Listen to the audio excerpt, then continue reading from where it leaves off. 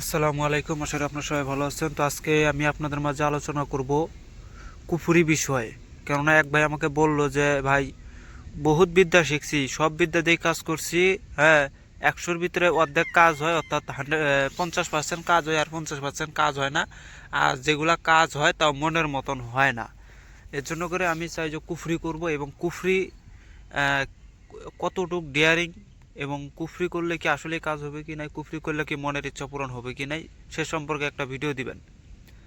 কেননা উনি বলতেছে যে আমি আমার বাপ দাদার কাছ থেকে দেখছিলাম, আমি মানুষের কাছ থেকে শুনছি, অনেক কবিরাজকেও দেখছি যে তারা মুখ দিয়ে যা বলতো তাই কাজ হয়ে যেত গা। উনি যদি মুখ দিয়ে বলে যে আজকে ওই লোকটাকে আমি মাইরা ফেলাম, এখানে কাজ করলে ওখানে লোক মারা যায়। উনি যদি মুখ দিয়ে বলে যে আজকে ওই মেয়েটাকে আজকে রাতে বাসায় নিয়ে আসবো, ওই মেয়েটা চলে এসে পড়ছে। এবং কি এরকমও কবিরাজ আমরা দেখছি, যে কবিরাজগুলা যে কোনো জিন পরীকে নিমিষের ভিতরে হাজির করে ফেলাইতো, যে কাউকে মেরে ফেলার ক্ষমতা রাখতো। তো এগুলো কি আজও আছে নাকি মিথ্যা? তো সেই ভাইয়ের আজকে সেই অ্যান্সারগুলা, আজকে উত্তরগুলো আমি দিব। তো আজকের আলোচনাটা হবে সম্পূর্ণই কুফরি বিষয়ে। যারা কুফরি বিষয়ে ভালো জ্ঞান অর্জন করতে চান তারাই একমাত্র ভিডিওটা দেখবেন, যে কুফরির দিয়ে কি কি কাজ সম্ভব।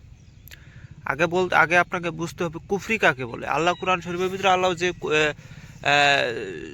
কুফরের কথা যে বলছে, সে কুফর হচ্ছে কুরআন শরীফকে উল্টাভাবে, কুরআন শরীফকে উল্টায়া কাজ করাই হচ্ছে কুফর। আল্লাহ কুরআনের ভিতরে এটা বুঝাইতেছে। এখন আমরা মনে করি যে অনেক তন্ত্রমন্ত্র আছে, এগুলাকে খারাপ খারাপ ভাষায় যেগুলো আমরা গালিগালাজ করি, ওইটাও কিন্তু কুফরের ভিতরে যায়। কিন্তু কুরআন শরীফের আয়াত উল্টানোর মতন কুফর পৃথিবীতে আর কোনো কাজ নাই। আপনি মন্ত্র দিয়ে একজনকে গালি দিতে পারেন, সমস্যা নাই, কিন্তু আল্লাহর কোরআনকে উল্টা করা এটা মারাত্মক লেভেলের একটা কুফর। যেটা আগে আরব দেশে আগিলকার যে হুজুর তো না, তাদেরকে মোল্লা মুন্সি ছিল, তারা আগে এগুলা কুফর করতো, এবং জাদুকর যেগুলা ছিল তারা এই কুফরগুলা করতো। আরব শহরের ভিতরে দেখা যেত যে একটা লোক হচ্ছে, আমি যেমন একটা ভিডিওতে দেখছি, যে একটা লোক হচ্ছে একটা কোরআনের একটা সূরাকে উল্টা করলো, উল্টা কইরা এই এক মানে জঙ্গলের এক কোনারে যাইয়া সেই আয়াতটা মাটির মধ্যে রাইখে দিয়া, একটা পাতিলের ভিতরে রাইখে দিয়া, ওখানে 3 জন মিলে প্রসাব করে দিল। আর কি জানি মুখে মুখে বলতেছে, প্রসাব করে দিল, মুখে মুখে বলতেছে। এটা হচ্ছে একটা কুফর, সাংঘাতিক কুফর। এই কুফর করলে এবার আপনি যেটা চাবেন সেটা পাবেন, এটা নিশ্চিত। কেননা আল্লাহ হচ্ছে শয়তানকেও সমানভাবে ক্ষমতা দিছে, এবং আল্লাহর কাছেও ক্ষমতা আছে। আল্লাহ ফেরেশতা, মানুষ এবং জিনদেরকে নিয়ে, জিনদের একদল ভালো আছে, মানুষদেরও একদল ভালো আছে, ফেরেশতাও হচ্ছে ভালো। এই ভালোগুলাকে নিয়ে আছে আল্লাহ, আর খারাপগুলাকে নিয়ে আছে শয়তান। যেমন শয়তানের অধিপতিতে আছে জিন এবং মানুষ। জিন শয়তান যেগুলো আছে সেগুলো শয়তানের কথা শুনে, এরকম মানুষের ভিতরে যেগুলো শয়তান আছে এগুলোও শয়তানেরই কথা শুনে। তো এগুলো হচ্ছে, একটা হচ্ছে প্লাস, একটা হচ্ছে মাইনাস, একটা হচ্ছে ভালো, একটা হচ্ছে খারাপ। তো আল্লাহ যখন আপনাকে যদি ভালোভাবে যদি কুফর সম্পর্কে জানতে চান, তাহলে আদম সৃষ্টির রহস্যটা আপনাকে ভালো করে বুঝতে হবে। তাহলে ওখানে আপনি কুফর সম্পর্কে সঠিক উন্মোচনটা পাওয়া যাবেন। কিভাবে দেখেন, আল্লাহ যখন আদমকে তৈরি করছিল, সেই আদমকে আজাজিল যে সমস্ত ফেরেস্তাকে সেজদা দিতে বললো, আজাজিল ফেরেস্তা, আজাজিল যে শয়তান ছিল সে কিন্তু সেজদা দেয় নাই, যার কারণে সে শয়তান ডিগ্রি পাইছে। আগে ছিল মকরুম, পরে হচ্ছে শয়তান ডিগ্রি পাইলো। তো সেজদা যখন দেয় না, তখন এক সময় আল্লাহ বলছিল যে তুমি একটু আদমকে পড়ে দেখো। তখন আদমকে পড়ার জন্য করে সে উল্টা মুখ থেকে পড়ে আসতেছে, যে যখন উল্টা মুখ থেকে পড়ে তখন আগুন ধরে যায়। তখনই আল্লাহ বলে যে তুমি উল্টাভাবে পড়ো না, তুমি সিধাভাবে পড়ো। শয়তান বলে আমি সিধাভাবে পড়তে পারবো না। এটা হচ্ছে শয়তানের কারিশমা খেলা, পড়তে পারবে না বা পড়বে না। এখন ওই জায়গার ভিতরে শয়তান যখন সার্টিফিকেট পেয়ে গেল যে আমি শয়তানি লাইনে কাজ করবো আর আল্লাহ ভালো লাইনে কাজ করবে, তখন আল্লাহর কাছ থেকে সেই শয়তান আবার কিছু ক্ষমতা চাইছিল, সেই ক্ষমতাটা আল্লাহ তাকে দিয়ে দিছে। এবং শয়তানের ভিতরে এমন ক্ষমতা দিছে যে সে যে কোনো বান্দাকে খারাপ পথে নিয়ে আসতে পারবে, সে সমস্ত লোককে খারাপ পথে পরিচালিত করতে পারবে। তখন আল্লাহ আবার শয়তানকে বলছিল, দেখ শয়তান, তুই সমস্ত কাজ পারবি, ঠিক আছে, কিন্তু যারা অরিজিনালি, যারা আমার প্রেমিক বা আমার ভক্ত, যারা আমার অনুসরণকারী, হ্যাঁ, তাদের ধার দিয়েও তুই যাইতে পারবি না, তুই যত বড়ই কুফর করে তুই তার হাত ধেও যাইতে পারবি না। এটা কিন্তু বাস্তব। আপনি যত বড় কুফরি জানেন না কেন, যদি একজন খাঁটি আল্লাহওয়ালী ব্যক্তি পান, তার সামনে আপনাকে মাথা নত করতেই হবে, তার উপরে কোনো প্রকার উল্টা কালাম অ্যাকশন নিবে না। তাই এটা একটু মাথায় রেখে কাজ করবেন। ভালো মানুষের উপরে কখনোই আপনি ক্ষতি করতে পারবেন না, খারাপ মানুষের যত পারেন ক্ষতি করতে পারেন, সমস্যা নাই। তো এখন আপনি যখন উল্টাটা আগে আপনাকে ভালো করে বুঝাই, কোরআনের আয়াত উল্টা করাটা এটা আগে ভালো করে বুঝাই। কুফর কাকে বলে দেখেন, আল্লাহ কুফরের ভিতরে এতটা পাওয়ার দিছে, কুফর করিয়া মানুষ যা চাবে তাই পাইবে। আল্লাহ শয়তানের মাধ্যমে সেই হাসিলগুলা সে করাইয়া দিবে। কিভাবে দেখেন, আপনি যেমন কুফরের ভিতরে আছে, উল্টা কালামের ভিতরে আমার কাছে আছে, আমি আমার কাছে যেগুলো আছে সেগুলো একটু বলি। এক, এই যে মরা ব্যক্তি মারা গেছে, জেন্দা ছিল পরে মারা গেছে, জেন্দা যখন ছিল তখন আল্লাহর হুকুম ছিল, মারা গেছে ওখানে শয়তানের কারিশমা চলতেছে। জেন্দা হচ্ছে আল্লাহর অনুসরণকারী, মরা হচ্ছে শয়তানের অনুসরণকারী, এটা আগে বুঝবেন। তো এখন আমি বাইসে আছি, এটা হচ্ছে আল্লাহর রহমত। মারা যাব, হ্যাঁ, মারা যাওয়ার পরে যে কবরে যে থাকা হয় সেখানে শয়তানের খেলা হয়। কিভাবে দেখেন, জিন্দা আছি, যেমন জীবদান, আপনার ক্ষমতা নাই আমার ক্ষমতা নাই জীবদান দেওয়া, কিন্তু একটা মানুষকে চাইলে আমরা মাইরা ফেল দিতে পারি, পারি কি না? কিন্তু একটা মানুষকে আপনি জীবদান দেন তো ক্ষমতা আছে নাকি আপনার? নাই, কিন্তু মাইরা ফাল দিতে পারি। তো মাইরা ফালাটাই হচ্ছে শয়তানের কর্ম। এখন শয়তান দেখেন, আপনি একটা লোক মারা গেছে, আপনি শুধু উল্টা কালামের আমার কাছ থেকে কিছু জিনিস শিখা যান, যাইয়া কবরের মধ্যে যায়া, যে ব্যক্তিটা মারা গেছে, যেমন আজকে মারা গেছে, কালকে যান কবরের ভিতরে যায়া, কবরের চার কোনারে চারবার দাঁড়াইয়া যে কালামগুলো আমি উল্টা কালাম যেগুলো দেবো এগুলো জব করিয়া, হ্যাঁ, তার নাম ধরে একটা ডাক মারবেন। চার কোনারে চারবার যায়, চারবারই জব করে চারবারই চারটা ডাক মারেন। ডাক মারার পরপরই একটা থাবা মারবেন কবরের ভিতরে, নগদে মুর্দা জিন্দা হয় আপনার সম্মুখে হাজির। নগদে অল বডি নিয়ে আপনার সম্মুখে হাজির হবে, হাজিরে আপনার আজ্ঞা পালন করবে, বলবে যে আকা করো হুকুম। তে এই যখন আপনি মুর্দাটা জিন্দা হয়ে গেল, এক মুর্দা হচ্ছে এক বডি নিয়ে জিন্দা করা, দুই হচ্ছে কারেন্ট জিনকে জিন্দা করা। কেননা প্রত্যেকটা মানুষের সাথে একটা করে কারেন্ট জিন থাকে, যে জিনটা আপনি যখন মারা যাবেন তখন ওই কবরের মধ্যে ওই জিনটা থাকে, কারেন্ট জিনটা। তখন ওই জিনটা তখন কি হয়, একটা সুরত নিয়ে আপনার সম্মুখে হাজির হয়ে যায়, মুর্দাটা নগদে জিন্দা হয়ে যাবে। এক হচ্ছে যদি বডি ঠিক থাকে তাহলে বডি সহ জিন্দা হয়, আর দুই হচ্ছে বডি যদি না থাকে তাহলে কারেন্ট জিনটা যেটা আছে ওই জিন্দা হয় আপনার সম্মুখে উপস্থিত থাকবে। কইরা দেখেন, আমার কথা মোতাবেক আমার কথাটা মাইনা কইরা দেখেন, কিন্তু এটার জন্য আপনাকে কঠিন পরিশ্রম করতে হবে আগে আমার পিছনে, না হলে এগুলো দেওয়া যাবে না। উল্টা কালামের এই পাওয়ার আছে, আপনি এখানে বসে থাকবেন, একটা লোকের উপরে বান মারবেন, তার দেহের মাংস খুলে খুলে খুলে খুলে পড়ে যাবে গা। এখানে কাজ করতেছেন, ওখানে ফোন দিয়ে খবর নেবেন, নগদের লোকটা শরীর থেকে মাংস খুলে পড়ে যাবে। একটা মেয়েকে হাজির করতে চাইতেছেন, আপনি যেখানে উল্টা কালাম জব করবেন আমার কাছ থেকে নিয়ে করবেন, ওই জায়গার ভিতরে ওই মেয়েটা এসে উপস্থিত থাকবে, ওই জায়গাতে এসে উপস্থিত হবে। যত রকমের বন অশ্লীল থাক সব কাটায় ছিঁড়া এসে হাজির। এটা হচ্ছে উল্টা কালামের পাওয়ার, শয়তানি পাওয়ার যেটাকে বলে।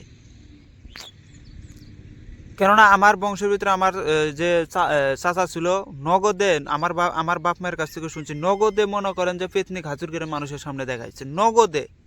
আর ওই যদি মুখ দিয়ে কইতো যে আজকে ওই লোকটা মারা যাবে, নগদে মারা গেছে, তাহলে বুঝে নিন ওর ভিতরে পাওয়ার কি ছিল। মরা মানুষকে যদি কোন যে আপনি আজকে একটা যদি যদি এসব উল্টা কালামের মাধ্যমে যদি ক্ষমতা অর্জন করতে চান, এটার দুইটা ধাপ আছে। আরও কিছু উল্টা কালামের সম্পর্কে আগে বিস্তারিত বলি, যে উল্টা কালামের ভিতরে কি কি হয়, না হলে আপনারা বুঝতে পারবেন না। এক, যদি দেখতেছেন কোনো স্বামী স্ত্রীর ভিতরে মারাত্মক লেভেলের গন্ডগোল চলতেছে এবং কি এবার সম্পর্কটা বিচ্ছেদ হবে, যারা উল্টা কালামের চর্চা করে বা জানে বা বুঝে বা চর্চা করে, তাদের কর্মটাই হবে শয়তানি লাইনের কর্ম। কীরকম শয়তানি লাইনের আমি আপনাকে ভাঙ্গা বলি আগে। যেমন ধরেন স্বামী স্ত্রীর ভিতরে বিচ্ছেদ লাগাইছে না, মানে সম্পর্ক নষ্ট হয়ে যেতেছে, আপনি শুধু কি কাম করবেন, ওই ছেলেটাকে বলবেন যে তুমি তোমার বীর্যটা একটু বাইর করে আমাকে দাও, অমুক জায়গায় নিয়ে আসো, বীর্যটা বাইর করে অমুক জায়গায় নিয়ে আসো, একটা ঠিকানা দিতে ওই জায়গায় বীর্য বাইর করে নিয়ে আসবে। আর এদিক দিয়ে আপনি কি, এদিক দিয়ে যে উল্টা কালামের সাধক সে কী কাম করে জানেন, পরনারীর সাথে যৌন মিলন করে তখন তার কাছে যায়, যদি পরনারী না থাকে তাহলে নিজের স্ত্রীর সাথে যৌন মিলন করার পরে ওই অবস্থাতেই ওই ছেলের কাছে যায় ওই ছেলের বীর্যটা নিয়ে উল্টা কালাম কয়া ফুক মেরে দিয়ে বলবে যে তুই বীর্যটা নিয়ে যা খাওয়া, কথা দিলাম আজ থেকে যদি তোদের ভিতরে কোনো শালার ক্ষমতা থাকে যে তোদের মধ্যে বিচ্ছেদ ঘটায় দেখাবে তোকে সে কইরা দেখাও, আমার কল্লাটা নিচ থেকে নামায় আলাম, এরকম করে জবান দেবে। এগুলো হচ্ছে শয়তানি কাম। আর এই কাজটা যে করে জীবনও তাদের ভিতরে বিচ্ছেদ ঘটাতে পারবেন না, মরে যাবেন, মরে যাব সে, কিন্তু কখনো বিচ্ছেদ ঘটাইতে পারবেন না তাদের মধ্যে। এই যে মেয়ে বাইর করা, নগদে মেয়ে বাইর করে নিয়ে আসবে, এটা কি এরকম জানেন? নগদে যদি মেয়ে বাইর করতে চায় সে শুধুমাত্র মেয়ের কাছে যাবে, হ্যাঁ, চোখের দিকে তাকাবে, উল্টা কালাম কবে ফুক মেরে দিয়ে চলে এসে পড়বে, মেয়ের সঙ্গে সঙ্গে চলে এসে পড়ছে। মেয়ের যে হুশ, এই হুশটা কিন্তু মেয়ের ভিতরে থাকবে না, তখন সাধকের কথা মোতাবেক সে চলে। এটা হচ্ছে উল্টা কালামের পাওয়ার।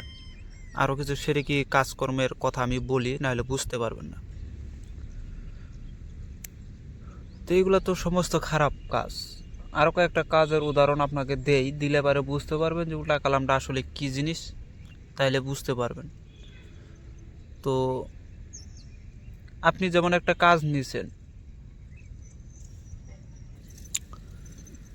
আপনি একটা কাজ নিছেন, এখন আপনি চাইতেছেন কাজটা ঘরের মধ্যে বসে থেকে করবেন। আপনার যারা উল্টা কালামের লোক হয়, হ্যাঁ, তারা কিন্তু ভুল করেও মানুষের সম্মুখে আসে না, এটা হচ্ছে প্রথম কথা। এবং তারা কিন্তু সবসময় গোপন থাকে, এবং যখন কোনো মানুষকে ঝাড়ফুঁক করতে যায় তখন বলে আউযুবিল্লাহি মিনাশ শাইতানির রাজিম বিসমিল্লাহির রহমানির রহিম, তারপরে উল্টাটা কোয়া শুরু করে দেবে। যখন আউযুবিল্লাহি মিনাশ শাইতানির রাজিম কবে, বিসমিল্লাহির রহমানির রহিম কবে, তখন এটা হচ্ছে সিধাটা কবে, খুব ভালো মানুষকে শোনাবে। আর যখন উল্টাটা কোয়া শুনবে তখন কবে এরকম করে কথা কবে, মানে বোঝার ক্ষমতা নাই, অথচ আপনাকে কিন্তু উল্টাভাবেই যাচ্ছে। এটা হচ্ছে বড় মেন কথা। আর এই উল্টা কালাম যারা শিখে রাখে তাদের কাছে দেব দেবতা কখনোই যাইতে পারে না। আপনি যদি কোন যে উল্টা কালাম শিকার পরে, হ্যাঁ, উল্টা কালামে কিছু কিছু জিনিস আছে যেগুলো একবার আয়ত্ত করে ফেল দিতে পারলে না, আপনি যদি ল্যাংটা হয়ে যদি যেখানে সেখানে ঘুরে বেড়ান, আপনাকে কেউ কেউ দেব দেবতা তো জিনপুরি তো এটা তো আপনার কাজতে ঘেসবেই না। ওরা যদি খালি টের পাইছে যে এই যে এই যাইতেছে, ওরা দেখবেন ওই সাইডে সাইডে দূর পাচ্ছে, কাজ দিয়ে ঘেসে না। কেন ঘেসে না? কেননা উল্টা কালামের এতটা পাওয়ার আছে যে কোনো জিনপুরি যদি আতসী কোনো জিনিস যদি আপনার কাজ দিয়ে ঘেসে যায়, সে জ্বলে পুড়ে ভস্ম হয়ে যায়।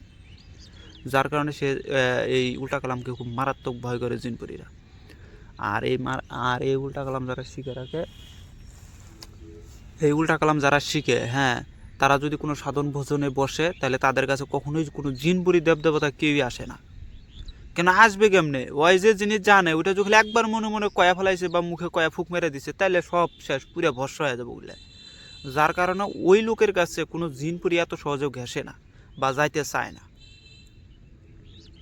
আপনি শুধু উল্টা কালামটা নিয়ে কবরের মধ্যে যাইয়া ডাক মারবেন, নগদে কারেন্ট জিন আপনার সম্মুখে উপস্থিত হয়ে বলবে যা হুকুম করো আকা। আপনার কাছ থেকে হুকুম চাইবে কি করতে হবে, কার খবর এনে দিতে হবে, কোথায় কি করতে হবে, ওই রাজি। এটা হচ্ছে উল্টা কালামের পাওয়ার। উল্টা কালাম দিয়ে তো মানুষ এইভাবেই কাজ করে, আসলে কাজ করে উল্টা কালামের। আর মুখ দিয়ে কয়া বেড়ায় যে আমি ভালোটা করি, আসলে ভালোটা দিয়ে কেউ পারে না। কেননা ভালোটা দিয়ে করতে গেলে ধৈর্যের পরীক্ষা আছে, আমলের প্রয়োজন আছে। ভালোটা যেমন ধৈর্যের ফল মিষ্টি হয়, আল্লাহ হচ্ছে ধৈর্যের ভিতরে আছে, আর অধৈর্যের ভিতরে আছে হচ্ছে শয়তান।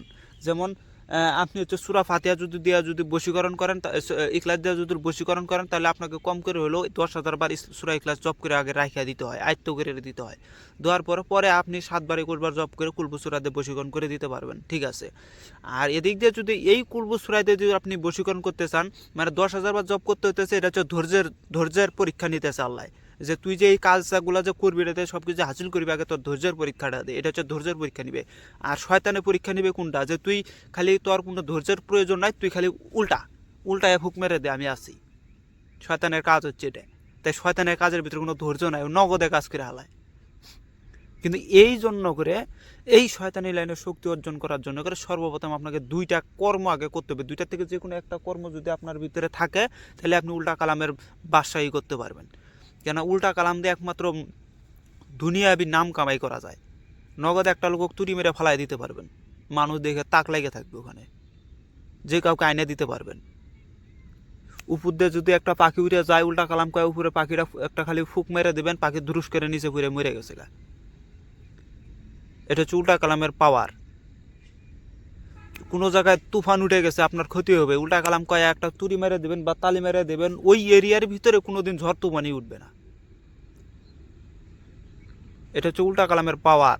আপনারা হয়তো জানেন না, যখন ঝড় তুফান হয় তখন জিনপরিরা মারাত্মক বেগে দূর পারে, পলানোর জায়গা খুঁজে পায় না, তখন বড় বড় শক্তিশালী জিনিসগুলোর আড়াল নেয়, তখন ওগুলাতে যায় বাড়ি খায়, ওগুলো সব ভেঙে আলায়।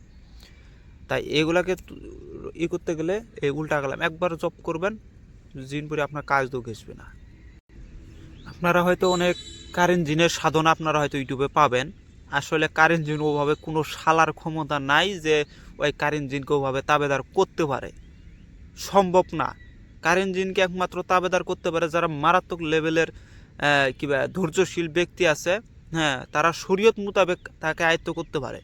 আর কুফরি লাইনে যখন উল্টা কালামের ভিতরে বা কুফরি লাইনের ভিতরে যখন আপনি আয়ত্ত করবেন, অল্পতেই আয়ত্ত হয়ে যায়, অল্পতেই।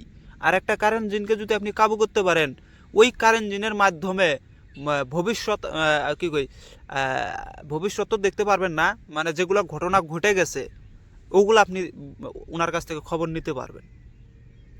এটা হচ্ছে কারেন্ট জিনের পাওয়ার। কেননা কারেন্ট জিন যখন ছিল তার সাথে সব কিছু সে জানে। এবং আপনার কাছে যদি আপনার কারেন্ট জিন যদি আপনারই সাধনা করা থাকে, তাহলে আপনি কি করতে পারবেন জানেন?